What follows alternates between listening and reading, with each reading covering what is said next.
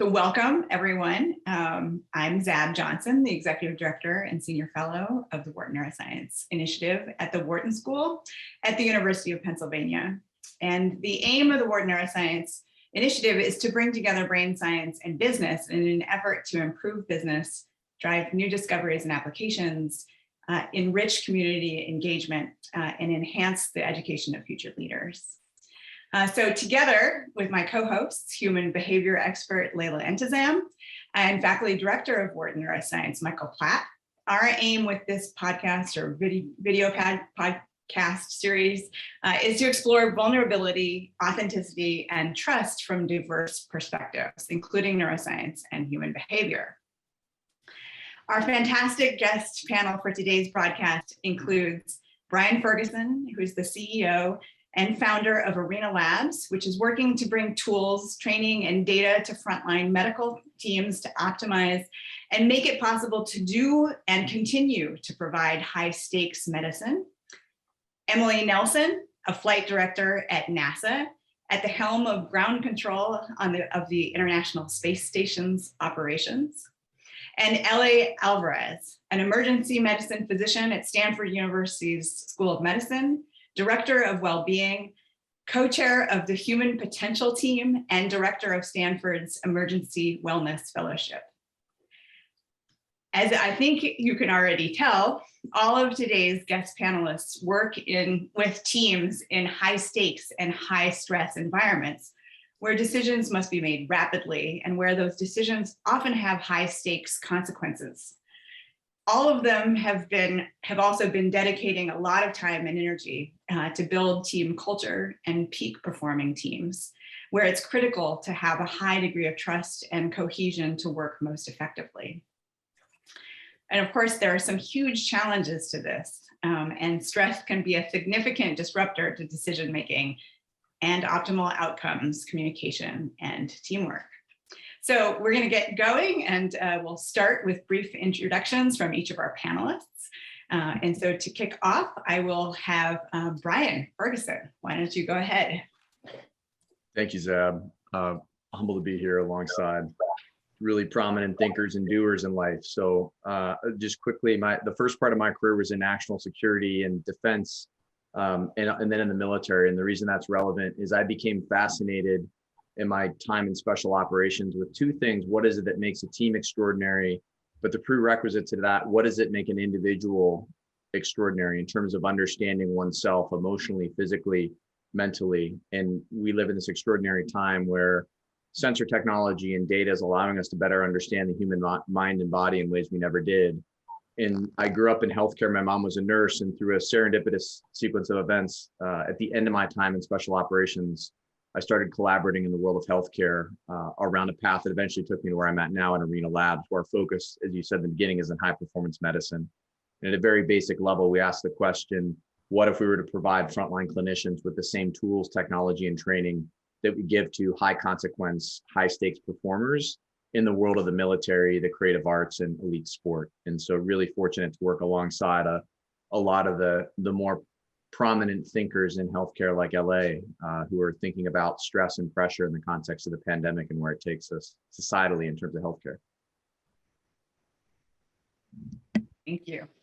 And we'll move to Emily. Hi, I'm so excited to be here. Let's see.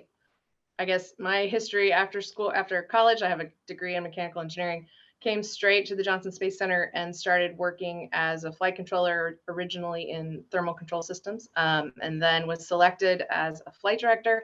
The easiest way to explain what a flight director is go watch the movie Apollo 13, and the guy in the vest, he's the one doing my job. Most recently in the flight director office, I've been serving as the deputy chief flight director. And then at the moment, I'm on rotation, a learning assignment over to our Orion program. Orion is our capsule that'll be headed to the moon next year. And so we encourage, allow, make space for our folks to go and embed in another organization and a partner organization to get a better perspective of what our coworkers are working through. And so that's what I'm doing at the moment, is off working in the Orion program and through the end of this coming summer. And how many flight operation shifts have you had, Ellie? I think it's a lot. So we changed over the years. We'll say I've got on the order of 12,000 hours in one of the rooms that's very much like the room behind me. The room behind me today is the room that we'll fly to the moon from. It's the room that we flew our shuttle missions out of. The space station room is down the hall, and that's where I've spent most of my hours. But yeah, it's home for sure. Great. And LA, why don't you go ahead? All right. Hi, everybody. Ellie Alvarez here. Really humbled to be part of this group. A lot of cool things happening here. I'm a first generation physician. And so the lens that I bring in to the conversation in my work is that there's a lot of things that we do as a trial and error, even though people believe that medicine is this very concrete things. In my role as the co-chair of the Human Potential Team, we really focus on well-being initiatives that focus on individuals, the teams, and also the environment. So in areas like clinical operations, I used to be an assistant medical director, also efforts on diversity, equity, inclusion, and also medical education from mentorship to coaching. I think another relevant part to share here is that I'm currently one of the faculty fellows for the Stanford Byers Center for Biodesign, really trying to think about the context of design thinking in high performance teams. And also I'm co-directing this summit in May on high performance resuscitation teams with Mayo and mission critical teams. Fantastic. So I think everybody can basically see that this panel is no joke. These are the people at the helm of some of the most innovative work, I think, in discovery, and really, I'm very, very excited to have this discussion with all of you. So before we dive into our discussion, we thought it might be useful to ground people in a bit of the underlying neuroscience and human behavior. So I'll turn things over to Michael, who is going to tell us a little bit more about decision-making and perhaps a bit about decision-making under uncertainty from a neuroscience perspective. And then I'll have Leila, and then we'll kick things off. Great. Thanks, Sam, and really grateful to our panelists for being here. I mean, you're really just fantastic people, and giving your time, which is so valuable. I can't express our gratitude. But let's talk a little bit about decision making. So, for the longest time in neuroscience, it was thought to be kind of way out here. We could understand kind of how we sense things and how we move, because it's easy to connect that either to the external world in terms of the perceptions, the things that are out there, or the movements of our body, but that stuff that connects them. That's what the decision process is. And that's a lot harder to do. But beginning in the 1990s, neuroscientists really began to start making incredible progress at understanding how we connect sensation to action. And essentially what we know now is that process begins, first of all, there's no decision-making area in the brain. There's not a little person in your brain that's actually making the decisions. It's a distributed system that begins with your brain basically querying the world for evidence about what the state of the world might be. So that comes in from your senses. And then your brain is also taking in information from your interior, from your body, from your mind, to basically come up with an understanding of sort of the likely state of the world, my likely state right now. And that information is then weighed up against the costs and benefits of different decisions, engaging in different actions.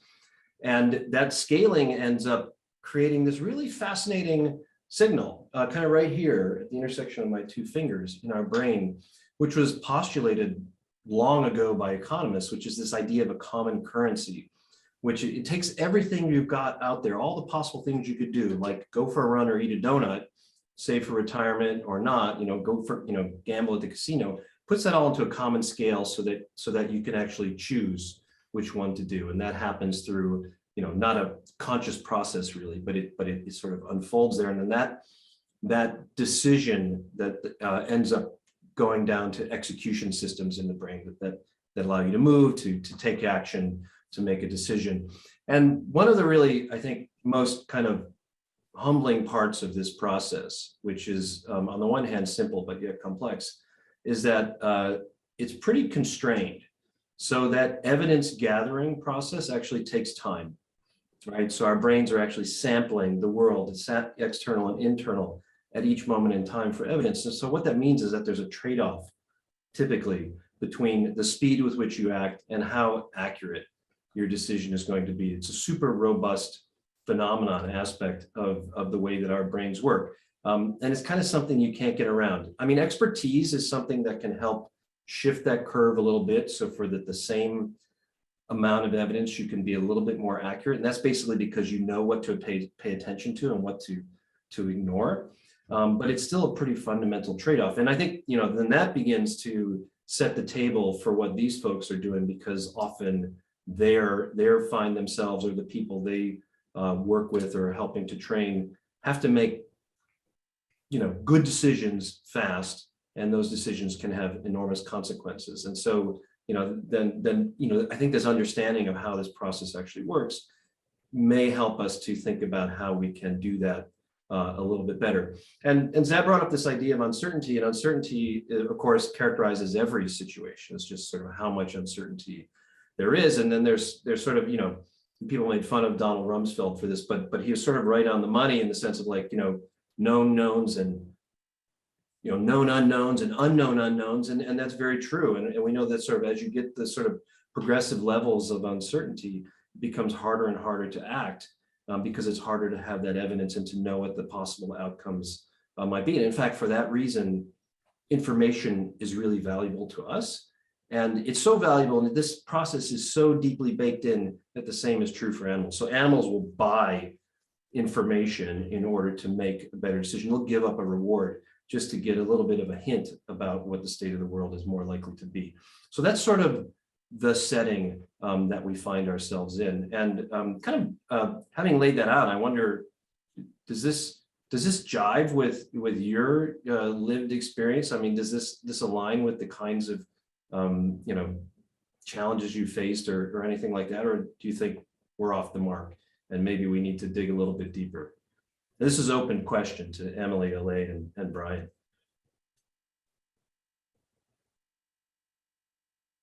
Okay, it's for Emily. I would certainly say that the need for information is core to all of us who are having to balance risk or make decisions. And the integrity of that information is kind of paramount. You want to make sure that you have properly interpreted whatever data comes to you. And of course, most of us are engineers in my world, and we love data. And so what I'm really thinking about as you're talking is trying to figure out, how is it that we're training our people to make decisions quickly? And we do struggle with making sure that you don't jump to a conclusion about a piece of information in the first second that you have it, that you open your mind to a variety of possibilities, because one piece of data could be telling you the one thing that jumped in your mind first, or it could be telling you 2 or 3 other things, and the actions you take for each of those different things could be different. And so you do have to take a deep breath, get some oxygen into your brain, think through the various possibilities in the 2 or 3 seconds that you have, so that you can then look for whatever confirming cues you need to make sure that where you're going with the information you have is the path you really want to go, or at least you understand what you're going to sacrifice if you've made the wrong choice.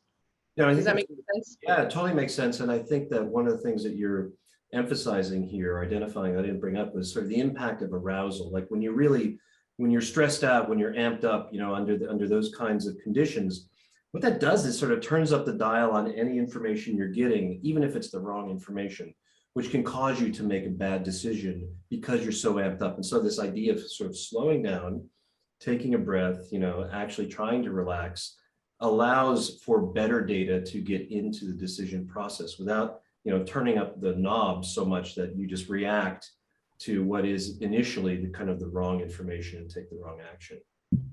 Michael, do you see that?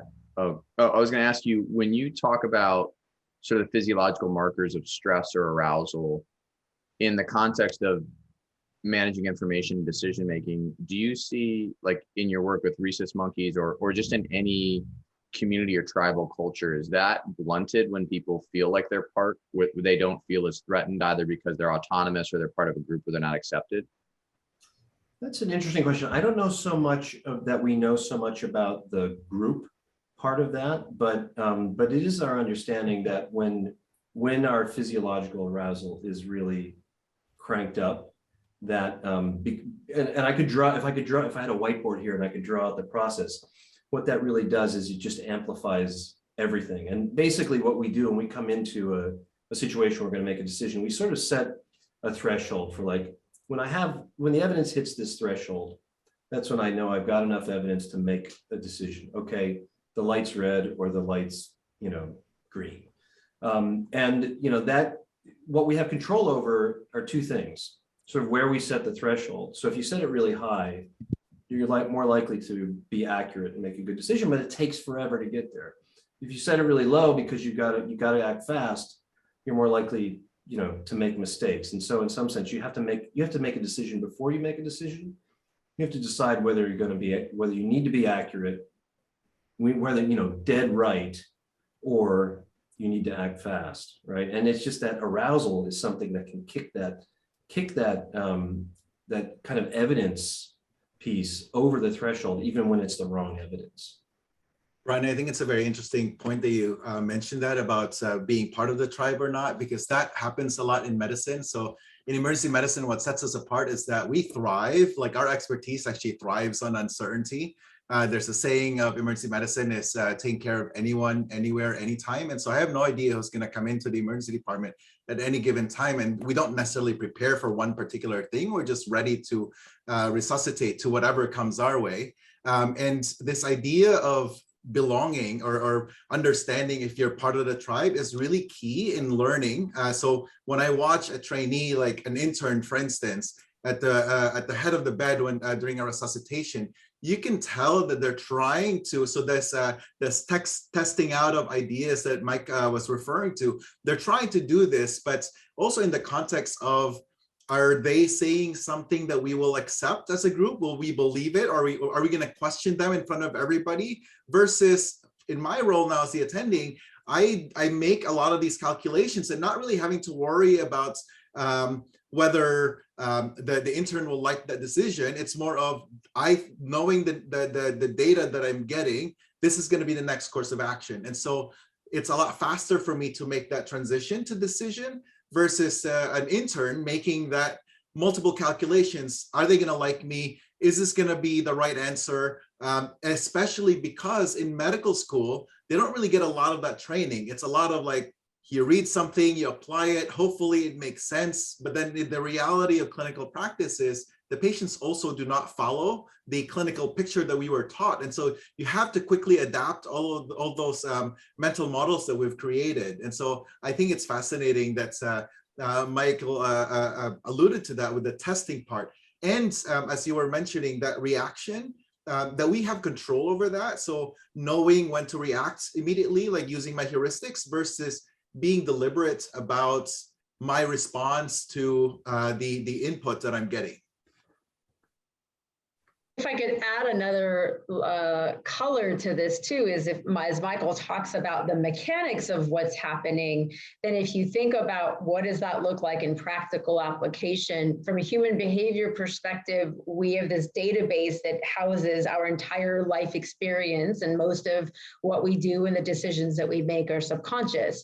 And now each of us has our own database of information. So we're processing it from a neuroscience perspective, as Michael said, in a specific pathway, but what we're processing is specific to each of us. And so what might trigger me is very different than what might trigger Brian or Emily or LA.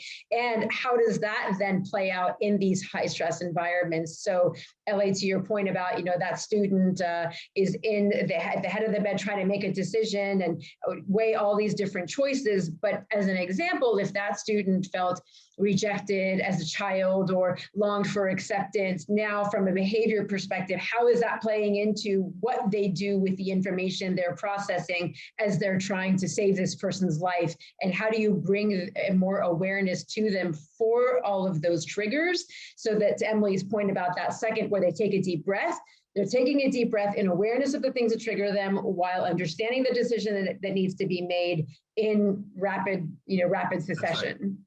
And I will add also the layer of cultural norms, right? So those who are underrepresented in medicine, so self-identities that are not traditionally the majority, also that there's another layer that's that people kind of put in context there when making decisions.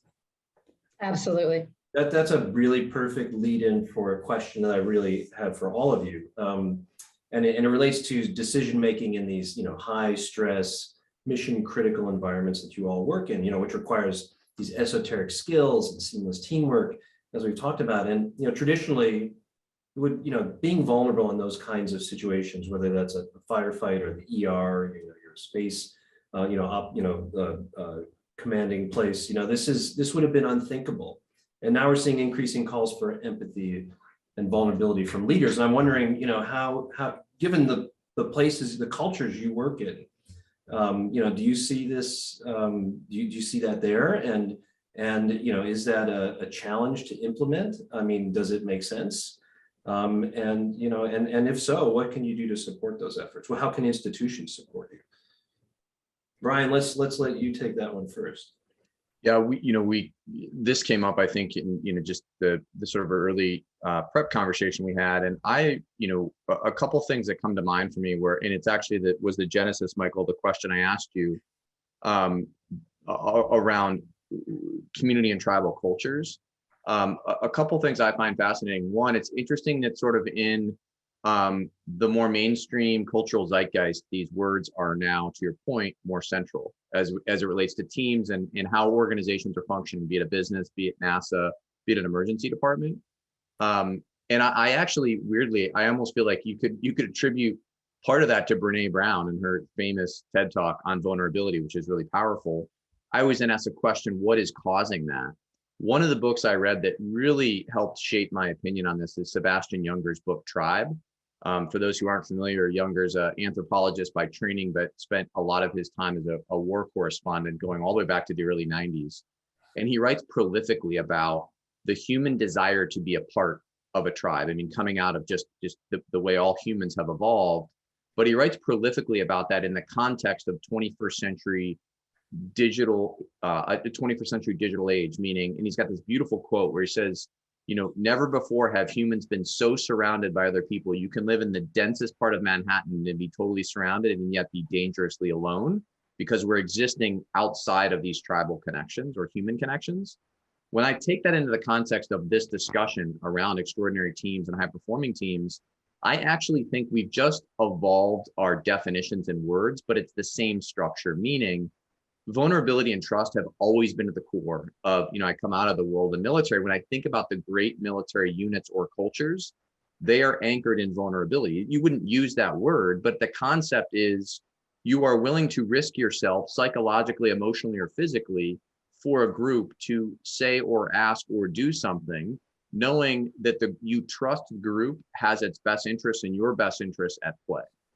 The absence of vulnerability is a toxic culture. And so one of the things I found fascinating when I was in special operations is like vulnerability and trust are actually the bedrock of extraordinary achievement. Now in medicine, as an observer, and when we work with surgical teams, especially when some degree of vulnerability, meaning someone to LA's earlier point, if someone isn't willing to speak up or ask a hard question because they're afraid of, contempt coming back or being ostracized, that fragmentation of a group is by definition an inability to be a high performing team. And this is why leadership and the linchpins of every culture is someone who's able to curate and cultivate a sense of tribal community so that people feel that inclusiveness to ask hard questions or raise their hand when something doesn't feel right. That's actually really hard to curate. I just think we've now evolved the language because people in society are feeling this more than just people in a sports team or a medical team or a NASA flight room. What do you think about that, Emily? I agree in a lot of ways. I feel like, when Zab first talked to me about this panel and what we were going to be talking about and talking about vulnerability in the context of mission control, I think of vulnerability as being trust and expectations. And we spend a lot of time in our training programs communicating clearly what the expectations are in order to build that trust. And so one of the good examples is that for our youngsters who come in and, you know, you're fresh out of school and you're coming in and you're trying to be part of this team, you're, it can be really hard for those folks to admit when they don't know anything, know something. Surely they don't not know anything, but when they don't know something, it's super hard to admit it. Or if they've made a mistake, it can be really, really hard to admit it because they're trying to be part of the group. They're trying to earn the respect of the team. And from the very first time we launched humans into space, it has been of critical importance that the entire team understand what we do and don't know. And it's been of critical importance that if we've made a mistake, that we understand it, that we talk about it so the team can solve the problem. And so we set the expectation early on that that form of vulnerability, because vulnerability to me is really just you're nervous about the consequences of what you're going to say, and you're nervous about being open or transparent about something because you're concerned of the consequences of that transparency. So we just set the expectation that we have to know if you don't know something. We have to know if you've made a mistake. And the consequences of not being vulnerable in that way is you cannot be part of the team. Like, we flip the script. If you don't admit to the mistake, if you don't share when you don't know, you can't be in our group. And it takes a while for some folks to understand that it's interesting. It's really interesting to me and it gets back to kind of the intern example of trying to make your place on the team. And so we have to really emphasize the fact that to be really a part of this team, you have to be 100% honest and 100% transparent with the information you have available, or else we as a team are going to fail together, and we can't allow that. So if you're going to be part of us, we expect this amount of transparency. Yeah, great point. I will follow that. I stumbled upon this idea of vulnerability earlier on in my career as an attending emergency physician. When I screwed up, a patient died, and I still remember to this day, like I'm getting this all of a sudden, like moments of like, I know exactly what room it was, I know exactly the case, and I have talked about it. I've given lectures on this nationally, and what I have found in every single moment when I've taught this, I've shared this, is that people come up to me and share like, oh my God, like I went through that. I know exactly how you feel. I had this experience. And it boils down to this idea of this common humanity, especially amongst physicians and those in healthcare field. We don't talk about it a lot because of clear ramifications. There's litigation, right? People die for this, even though the data is actually clear that at one point it was like the third leading cause of death. So medical errors are the third leading cause of death in the United States. And yet somehow we don't talk about it because of this stigma that we are going to get in trouble. And so what I've learned over the years as an attending is that I share this because I'm comfortable talking about it. And what I've learned also is that it opens up those dialogues for the junior faculty, the interns, to then share their errors or mistakes. But you're right, Emily, I think expecting everybody to share their vulnerability is not, I think it's not fair if the leaders themselves cannot model that. I will not be able to get the level of conversations from my residents that would come up to me and decide, it's like, hey, can we talk about this case? If for the most part, I just like portray that I am in control, I know what I'm doing, and I know what's happening. And so especially in critical procedures, there are moments where I cannot be vulnerable. I should not look like that I don't know what I'm doing in order to instill to the group that we have a plan. And yet afterwards, especially when we do like debriefing, it is important for me to acknowledge, like, it may be that you saw that I was very confident about this, but I was actually very worried that it was not going to work. And here's why. And having those spaces, having that like moment to open up and allow other people to also acknowledge that they're not alone, because I know that when they go home, they're going to ruminate on this. They're going to like think of that shoulda, coulda, woulda, like, and blaming themselves. The space of vulnerability really for me allows that conversation to happen. and also validates that we're all in this together, and we are a team, especially when we're in a resuscitation, when there's a ton of uncertainties, a ton of emotions, and also a ton of these like layers of self-identity that we're trying to suppress as well. You know, one of the things, sorry. Oh, sorry, go ahead, Emily, go ahead. Just one of the things that occurs to me as you're talking about that is that's really important in my world, at least, is after every simulation run, you know, we'll all get together with a computerized version of a space mission, and we debrief everything, right? Yeah. We debrief lunch. Like, well, our culture is that we just talk about how anything could have been improved, but specifically taking the time after an event, whether it's a training event, whether it was a real life event, to talk about how things worked and didn't. And that provides an opportunity for, I screwed up over here. Oh, I screwed up over here. I screwed up over here. And that is team building, along with lesson learning. Yeah. And it's a hugely important part of building the team that works our space missions, because everybody can identify with the mistakes each other has made. So part of my job as the leader of the team is to guide that discussion in a way that doesn't have recriminations, doesn't have, you know, it doesn't make you feel bad for having made a mistake, but makes you understand you should not make that mistake again. So let's together talk about what did we learn? How do we improve? Make this a positive experience, as opposed to, you know, you're just pounded for it, you know, and that trust, they have to, through those debrief processes, they gain trust in me that when they come and tell me they screwed up, we're just going to work the problem. We're just going to focus on the mission and get it done. We'll talk about the screw up later in a constructive way, but for now, let's just go. Let's press. And I think that for me, I just want to say I work in many other emergency departments. I am proud to work in an emergency department now at Stanford, where the nurses actually ask for this. So whenever there's a critical event, it's just part of the culture. Hey, can we do a debrief? Because like for me, it just normalizes that we're actually working as a team, as opposed to this us versus them kind of environment. And it's pretty cool to be part of that. Yeah, I think when you were saying earlier, Emily, when we broach this topic, I've come to believe, and again, in the spirit of high performance and high performing cultures, unequivocally the hallmark you see of extraordinary cultures is some mechanism for debriefing and learning.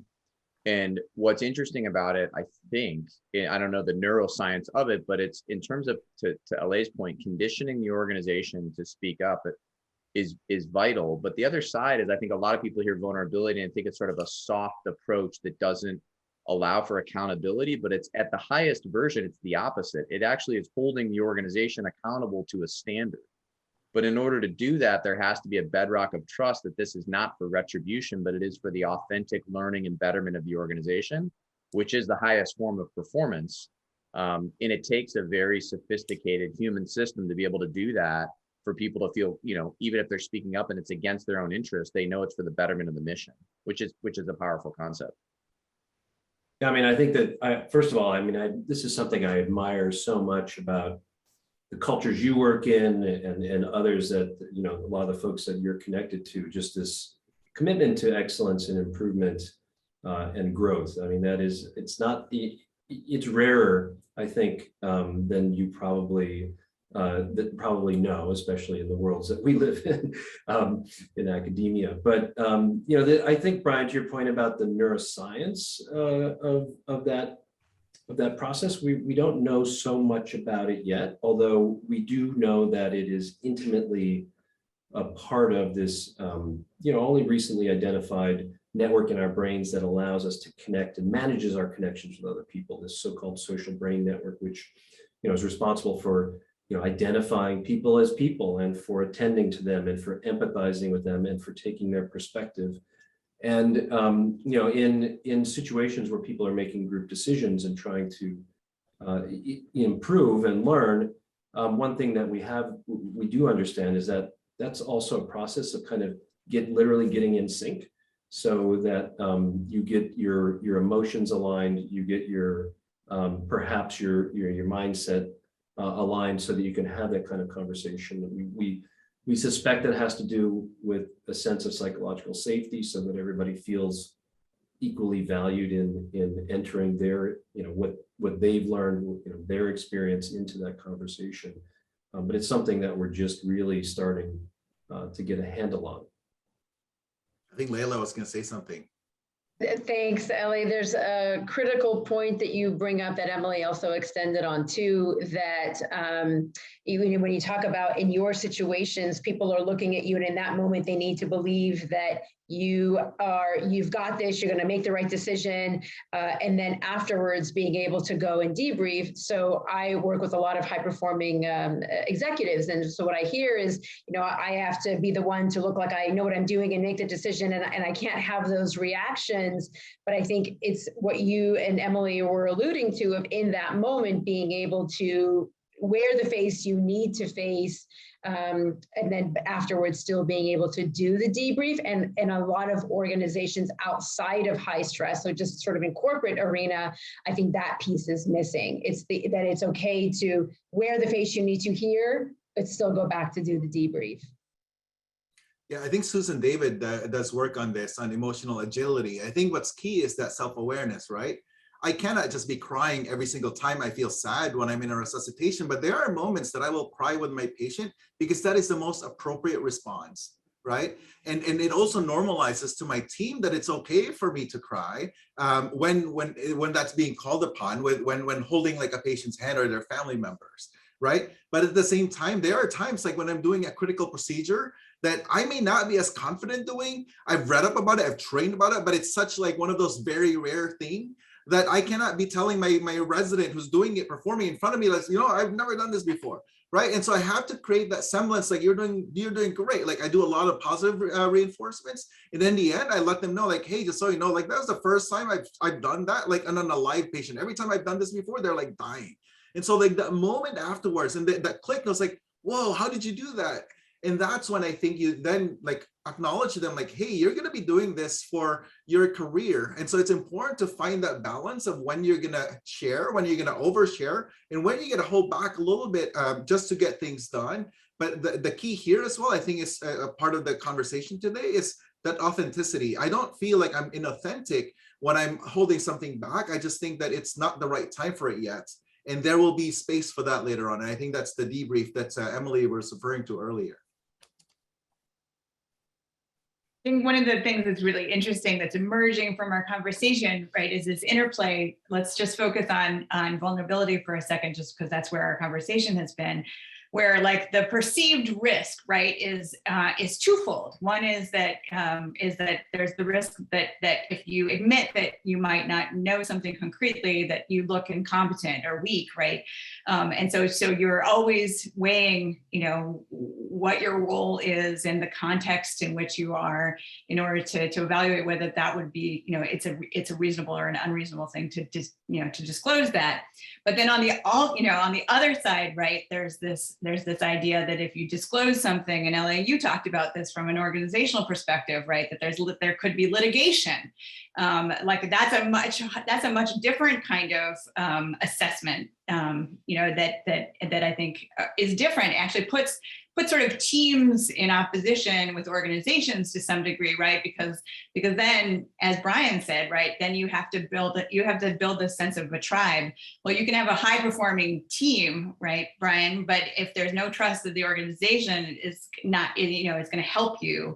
If you expose something that can optimize performance and make that better, then you have that disconnect. And I think that this is at the helm, of course, of human behavior, right, where marginalized groups, right, and that's, I think, this principle of this tribe, where marginalized groups risk exposing those kinds of things even more, right? And however you define a marginalized group, right, it might be the young trainees that are recent graduates at NASA. It might be the medical students and the residents, et cetera, right? But it's always those aspects. So I wondered whether you each have ideas about how you balance between that perspective of the vulnerability being accepted within a team and optimizing performance, and this idea of vulnerability at an organizational level,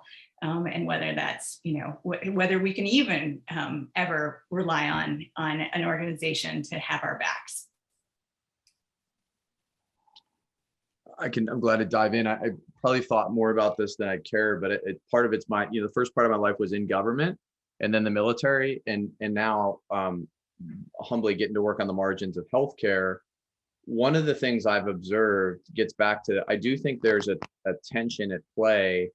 In fact, the verticals we're all representing, when you think of where Emily's at NASA and being in a fairly large, mainly government organization, LA and healthcare, and then myself kind of bridging government, military, all of those verticals to include education are industrial age hierarchies that worked very well in the industrial age.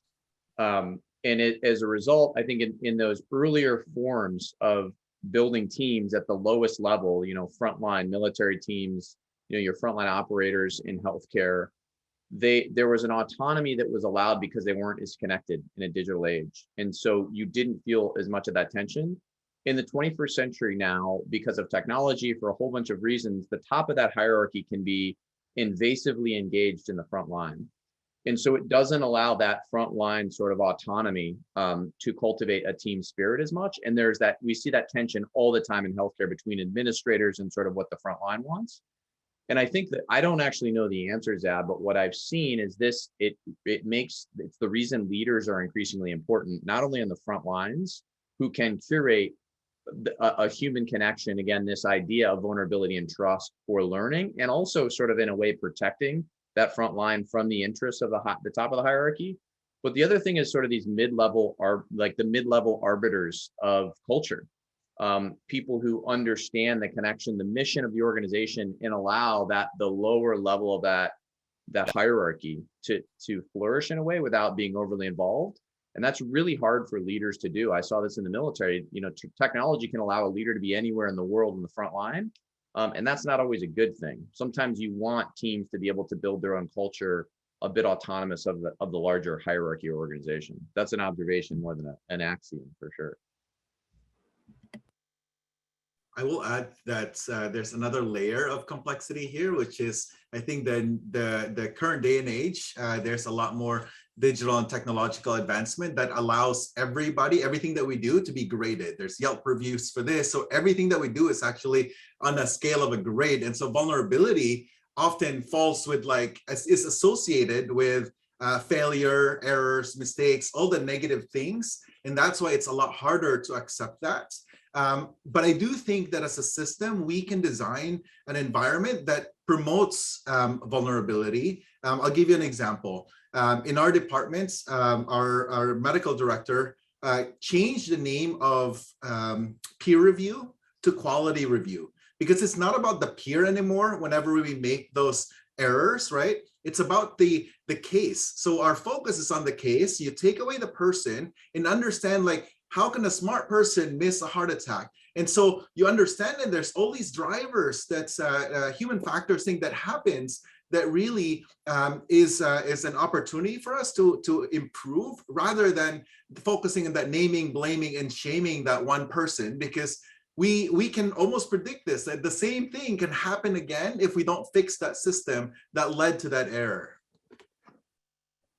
And kind of back to Brian's point about the connection between, or the maybe over connection between the higher portions of the vertical structure within an organization to the players, and your inability to then create a team independent of whatever's going on the outside world. We have seen a lot of those same things, and a lot of that comes down to discipline. Like, the leader of the team has to make sure that everybody who's pushing on me, who's trying to in real time judge what my team is doing and how they're behaving, I have to push them away. But then in my world, it's a very matrixed organization. So the flight control team that I have on Monday, I may have a different team on Tuesday, and those individuals only work for me when we're together in a room. And then they scatter to the winds, and the next time I show up, I'll have an entirely different grouping of people.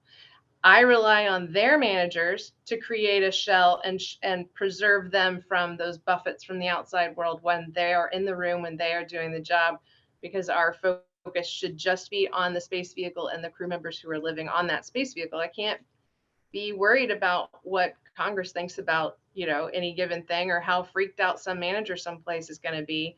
We've got to trust our next level of leadership to protect our team a bit and let us be a tribe. Let us execute in that way. And thankfully, our current generation of leaders have done that pretty naturally well, but it's a good point that that's maybe something that we need to train our leaders going forward to do, because not everybody is going to be as good at providing that buffer as some of our current leaders do. So you now introduced the notion of hierarchy, and you know, hierarchical organizations, and you know, in some ways it's natural, right? Because people need to acquire some levels of expertise and experience, and so they should be providing, you know, some guidance. But one of the things that we've learned is that, and in the neuroscience side of things, is that people who either are kind of higher up in the hierarchy or who are primed to think about themselves as being higher status than other people, don't naturally engage in taking the perspective of others. And in fact, what's been shown is that this is a result of their social brain network actually sort of being turned down. Okay, they're just not even like really attending to and considering people as people if they're sort of lower down in the hierarchy than them. And so, you know, and we know that if you're not taking the perspective of others, you can't imagine what their situation is like. It's more difficult to empathize and more difficult to learn from them. And so I'm wondering how you think about that tension between, you know, the potentially important role of hierarchy, but then how it can frustrate the process of connection and trust.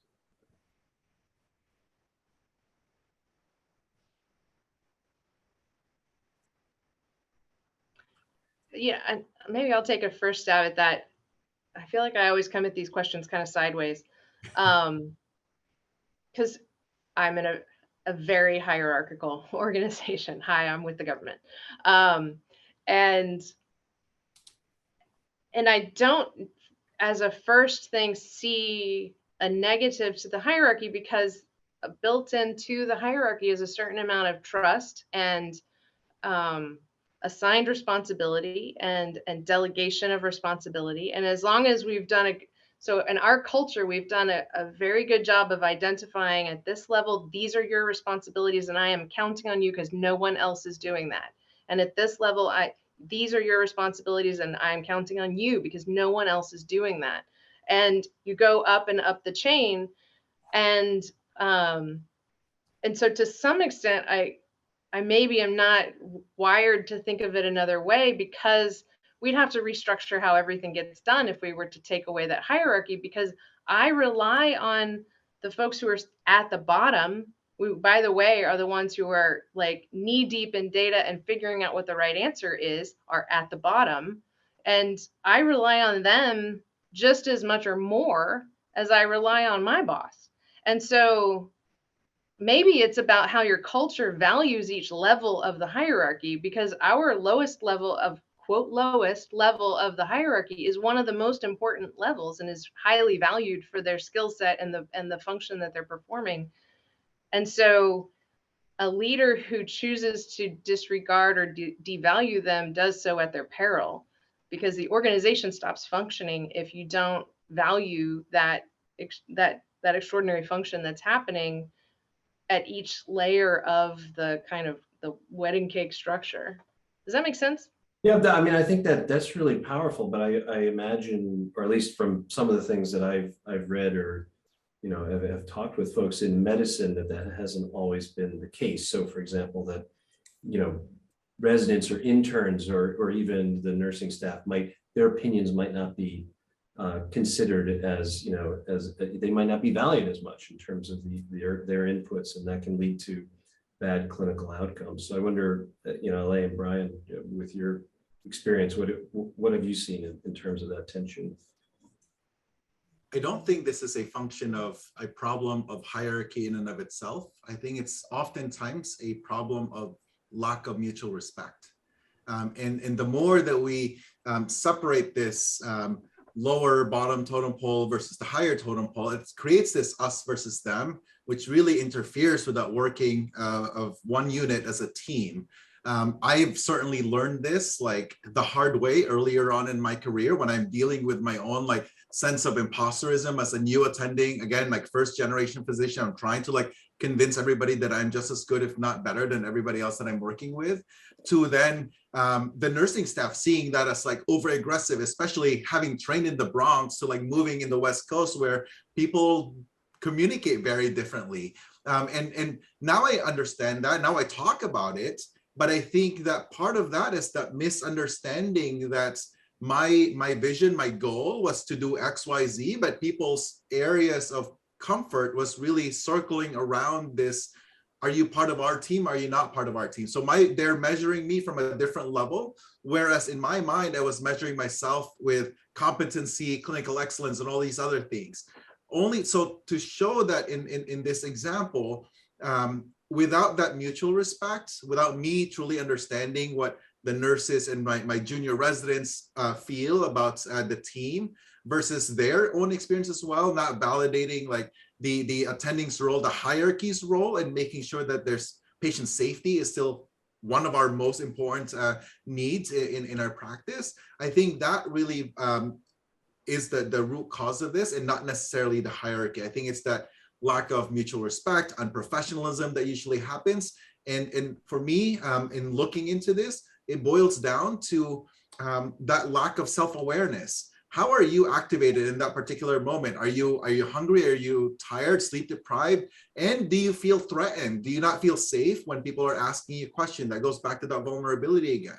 And I think the sooner that we can normalize that and acknowledge that in the team, the better people can communicate and use a shared language better. Well, I think, I mean, I hear what you're saying here, and it's not hierarchy that's the issue, as it's built into an organizational culture and institution. But we have this baggage from our primate ancestry about hierarchy as well, which is sort of built into the way that social systems, in terms of, access to resources and other things. And, it's deeply baked in. And so, we just, by our very nature, tend to pay more attention to the individuals who are higher status, right? And higher status individuals tend to pay less attention to people who are lower status. And so somehow it's like trying to free yourself from those, those bonds, you know what I mean? And actually work within the sort of intentionally constructed organizational hierarchy seems to be what's key to making it work. The only thing I was just sort of deliberately not going to say anything because I didn't want to just speak, but the only thing I was going to add to qualify what LA said, we talk about this a lot in healthcare because I saw very similar parallels in the military. I think it's less about structure, hierarchical structure. I mean, I think, Emily makes a very clear, powerful point that hierarchies are necessary, especially in high stakes organizations where you want to make sure there are checks and balances, or at a minute, they're necessary so much as maybe the best current structure we have. But what usually ends up being the limiting factor is legacy, the legacy of the organization, and how that legacy, because legacy can be phenomenal culturally, but can also hold people. This gets into, I think, some of the subtext, Michael, of the way we've evolved, where changing those structures often it puts people under stress when we're changing organizational structure or why we do things, and having a harder time letting go of that. And I see this, in medicine, where the legacy of just endure, just push harder and don't ask questions, just, work many shifts, and you're seen as someone who doesn't need a lot of sleep. That legacy is really limited, limits performance in human health. But it's really hard to change legacy. And that gets into, I think what we saw in the military was the crisis of conflict and war, which was a forcing function in major hierarchical evolution. I think what you're alluding to as well, Brian, is that hidden curriculum. We don't really teach this. Like, this is not something that we teach in medical school. And yet this is just the expectation. You follow the rules, or you don't speak up unless you're asked in certain rotations in medical school. And then that just continues. And the problem is, as what Emily brought up earlier, Like in emergency medicine, we work in like what we call X teams. Like I don't know who I'm going to be working with on my next shift. We just show up and we just expect that people will do what they're supposed to do. And in that context, you also don't really understand like the emotions that people are bringing in. If you then go back to add your diversity point to that, you don't know what context they're bringing in, plus whatever other, cultural aspects. And then each person in that room, how familiar are they with working with someone with the specifics that that person's bringing in? It becomes this massively complicated network of things to try to balance, all while someone's life is on the line. Which is why that hierarchy is important ultimately in making like one person should just make the decision. In resuscitations, when we debrief, oftentimes when the resuscitations do not go so well, it's because there's so many cooks in the room. There's so many people trying to opine on what we need to do next. And that's why it's important to signal at the very beginning, like, hey, I'm the team captain. I'm going to be making this decision. And that's something that I've learned actually in conversations here, in like mission critical conversations, to signaling the team at the beginning of our work. Yeah, I never looked at hierarchy. I think the way Emily presented it to launch this part of the conversation, and I love that. And it's so hard to park the egos in the room, especially if you're trying to prove yourself, or ego is already something you come to the table with. And how does ego affect vulnerability? The more ego there is, the less vulnerability, and that's a lot to ask an expert in the room to park.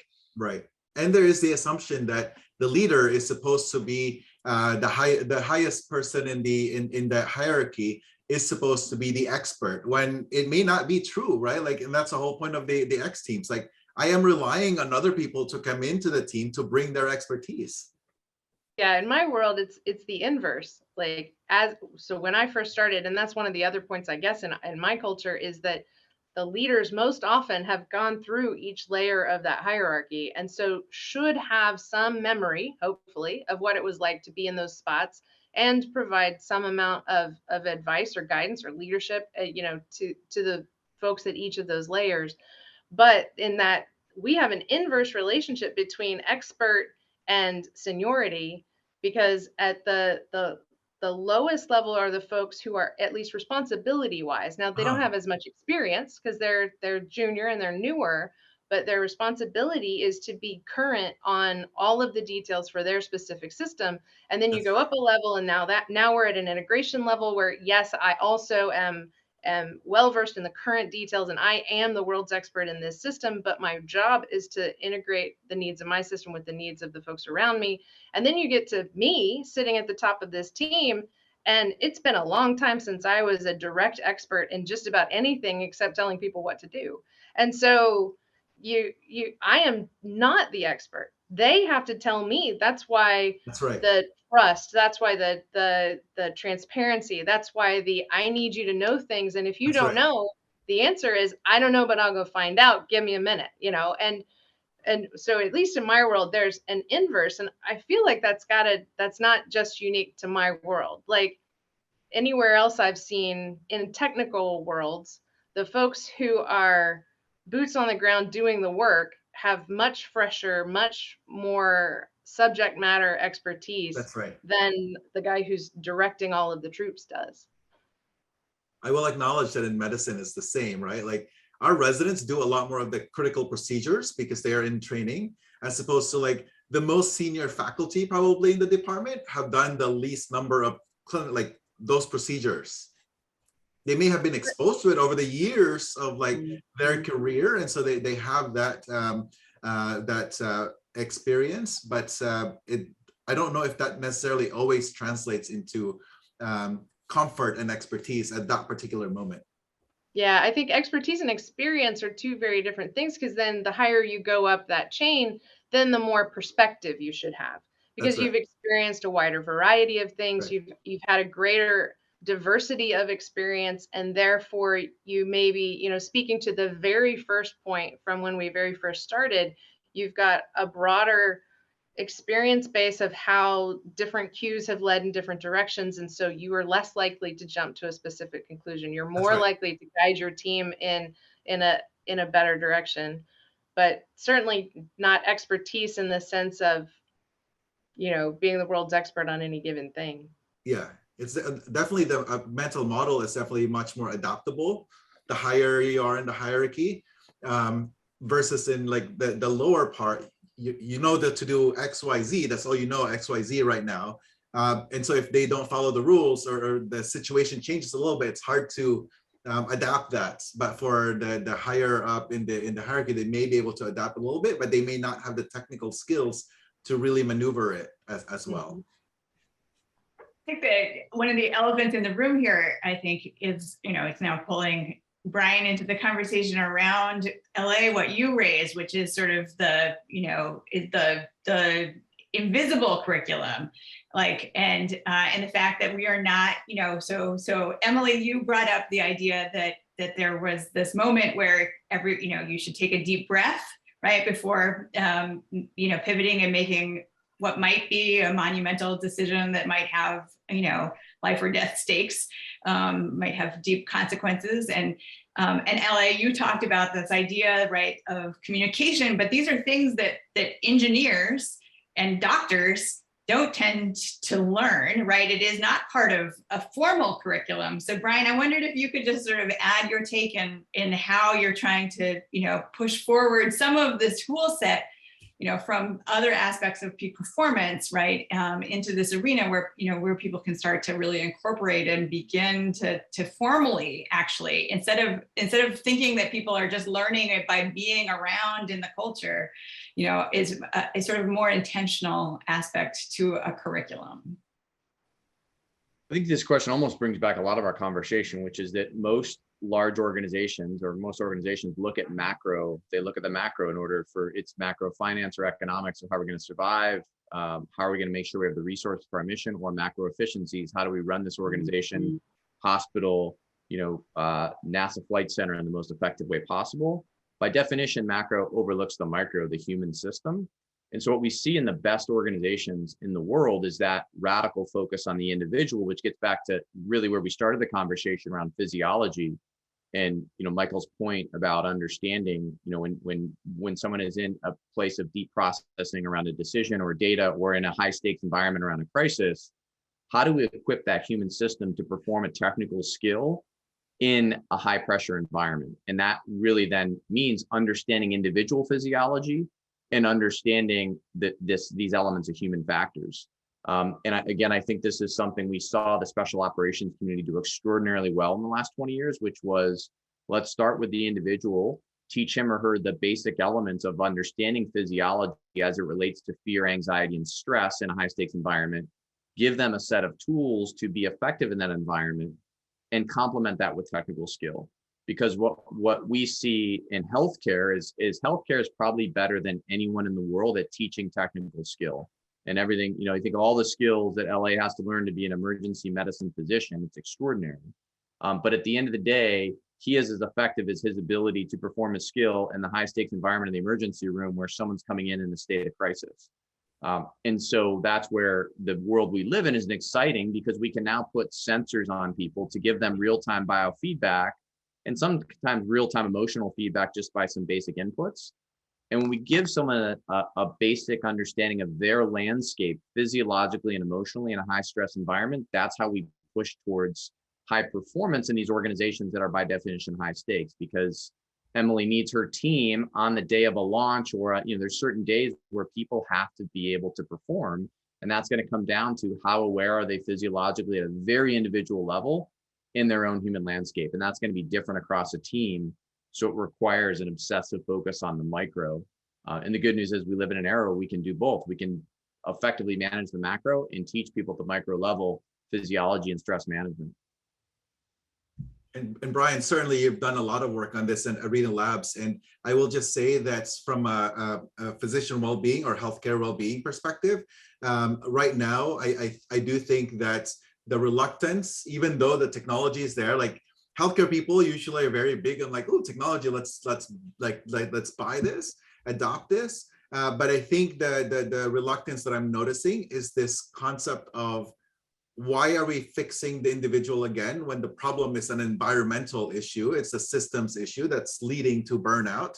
And what I like about your work is that it's focusing on high performance and less so about burnout, because I think we need to move away from fixing the problem from an individual perspective, because there's very clear data that physicians are resilient people, and the work that the biofeedback can offer is make them more resilient.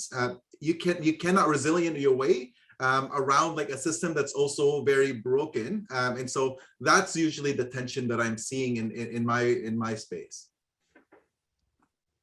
Yeah, and this is, I do think two things, the aspirational narrative, every organization, anyone listening to this, whether they're neuroscience or they're just fascinated with performance, I think every organization is dealing with some degree of human burnout because, again, of technological advancement and speed of information and change.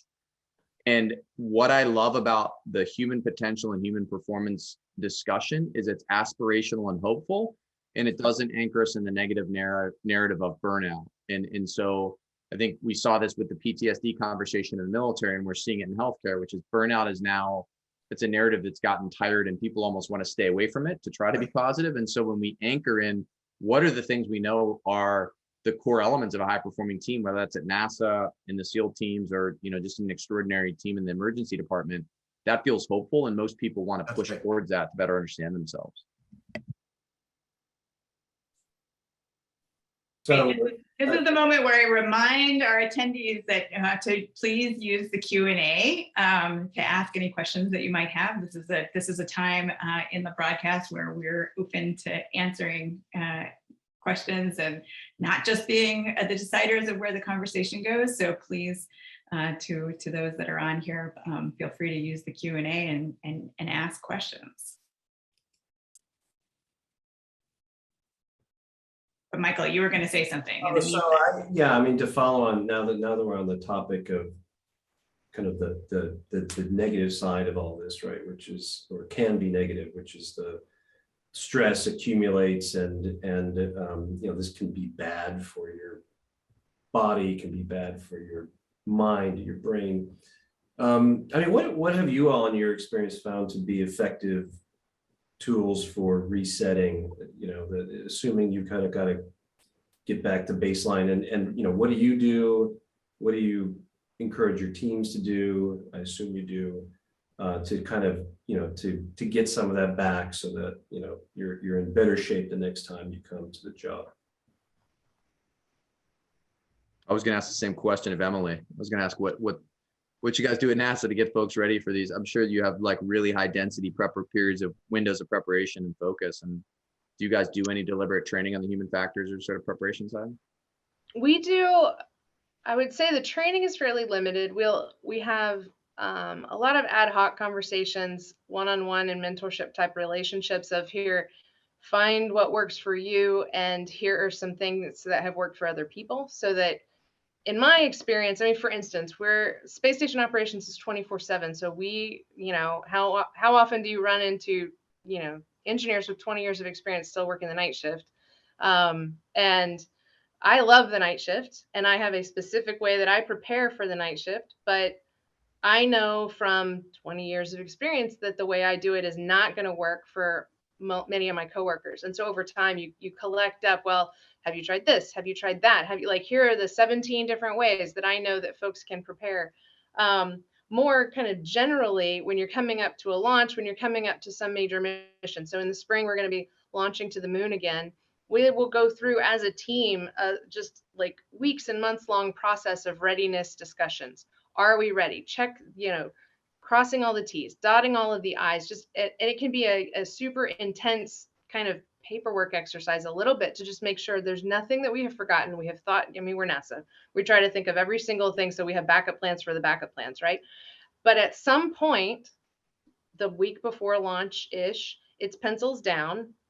Everybody go get some sleep, number one. Go figure out, like, go get all of your laundry done. Go get all of your food ready. Go get, you know, go prepare for all of those human components that you're going to need as we get into the actual transitioning from preparing to the flying. And so many of us have our own traditions for that as well, but there is a tradition of everybody just pencils down for a couple of days to make sure everybody gets enough sleep. Everybody has some personal time to prepare themselves and their lives and their families for what's coming next. So it's not really codified, it's more culture, and more kind of handed down verbally from generation to generation. But it's kind of family in that way. Like, oh, it's your turn. Here's some ideas. Be sure you think about this. Be sure you think about that. I suspect it's not easy to still do that, like actually drop your pen, pencil to do other things because of a critical thing that you're about to do. It's harder for some than for others. It's certainly harder your first time than it is your second time or your third, when you realize, oh, I really should have followed the advice and just gone home and gotten as many hours of sleep as I possibly could, and hopefully the younger ones who have a harder time with it are a little more resilient than us old folks who have learned, no, I'm going to go and get plenty of sleep before I have to go and embark on this, exhausting journey. I can tell you that in medicine, they've done work on this. WellMD, they call it self-valuation, which is really prioritizing your well-being and then adding that growth mindset to it. And the data is very clear amongst like thousands of physicians that they looked into.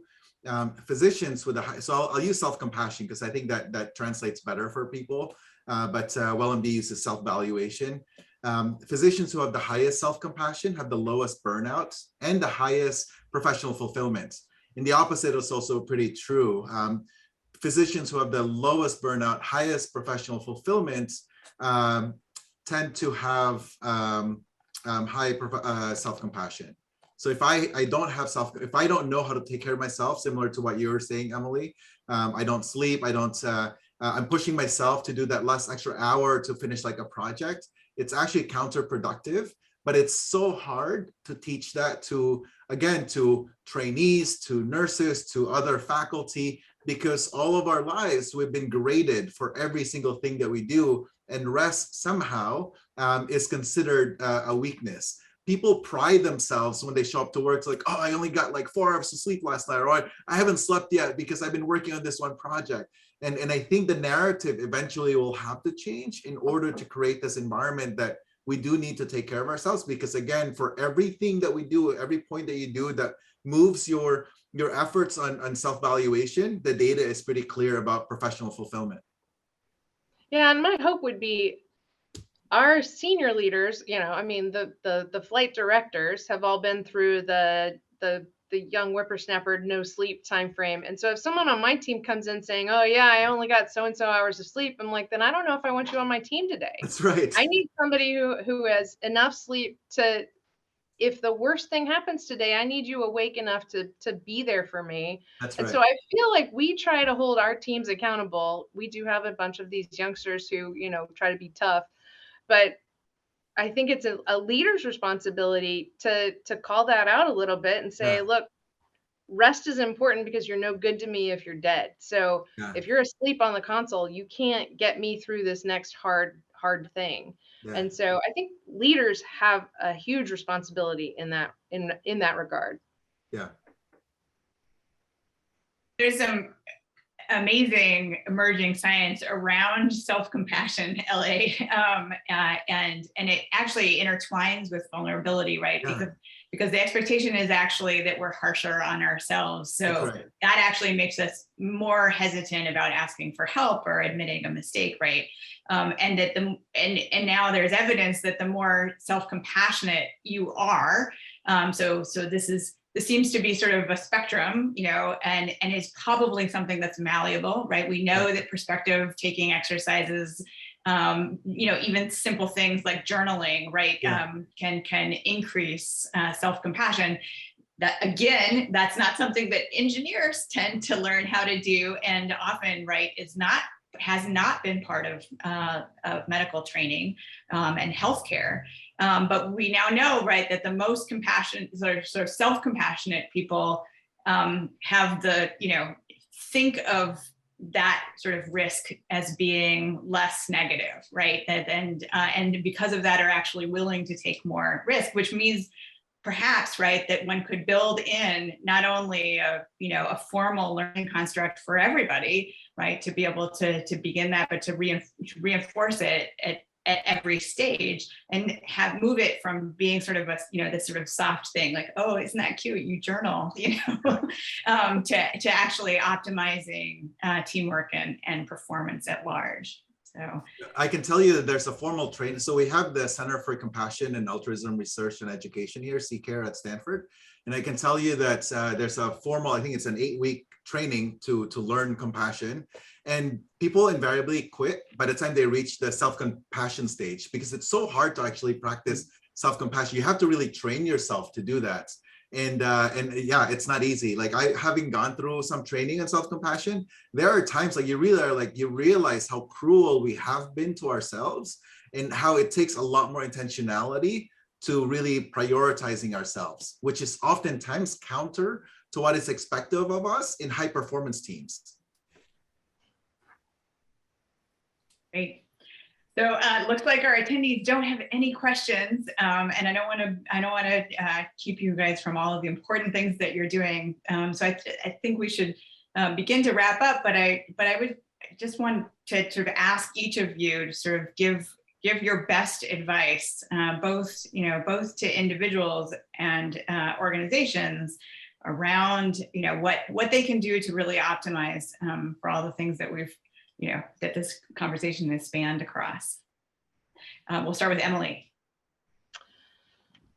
I would say that specifically in the realm of vulnerability, to me, that's all about trust, and trust is built over time based on actions and based on performance. And so if an organization wants to build that trust in order to allow people to be fully themselves and fully transparent, they have to actively encourage that in their reactions and in their responses to those behaviors. And so it's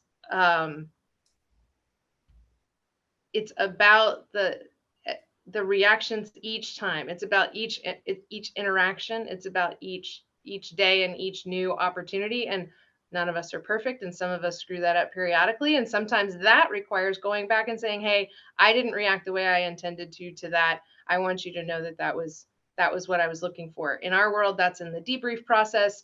But like I said, we debrief all the time. It doesn't have to be, a scheduled kind of thing. So it's all about reactions and guiding that trust environment. Ryan? One of my partners uses this term, the expert learner, in expert learning organizations. And the reason I bring that up is I think there's this, anyone listening, the idea of pursuing being an expert learner, if you're leading an organization, building an expert learning organization. And that's been so compelling to me, because so much of what we talked about is, again, in the context of change, of trying to understand how do we take care of human systems that are overly burdened in today's world. And I think, what's come up around debriefing, these mechanisms that allow us to learn and create a bedrock of trust and learning. Organizations that can do that really well figure out how to evolve, both in their mission, but also in how they take care of their people. And I think the onus of being an expert learner comes back to this the humble pursuit of learning about oneself, about one's teammates, and about the mission around. And that's really a mindset. And it can sound trite, but it's actually, again, when I think of these high performing organizations I've been around, there's a very clear, palpable culture of learning to be better, to understand each other, to understand the impact in the world. So I would say for me, and what I have found valuable is that pursuit of expert learning is really powerful. Yeah. And LA. I think that in the context of medicine, especially when physicians and nurses and healthcare workers are looked at as superheroes, it's important to understand that that's unattainable. And so in the perspective of shame in medicine that Brian was alluding to earlier, shame is really a direct result of having lack of self-compassion. And so we can work on developing the self-compassion in order to embrace vulnerability. I think without that self-compassion, as Zab, you were referring to, and its linkage with vulnerability, we cannot be as vulnerable, which means that it will impede our ability to work in a team in an effective way. And I think that would be an area that we can look into more for ourselves, and also as an organization to design ways to encourage that self-compassion, which in turn will encourage vulnerability. Great. Well, thank you all for your time and spending the afternoon with us. It's just been a fantastic discussion. So we're really appreciative, and we look forward to staying connected with each of you and going forward. Yeah, thanks a lot. I really appreciate this, and super cool to watch Emily with a background of mission control. Yeah. I know. Hopefully everybody behave themselves back there. Yeah, appreciate you guys. Thank you all. Happy holidays. Happy holidays to all of you. Happy holidays. Thank you. Cheers. Take care. Talk Bye. soon. Bye.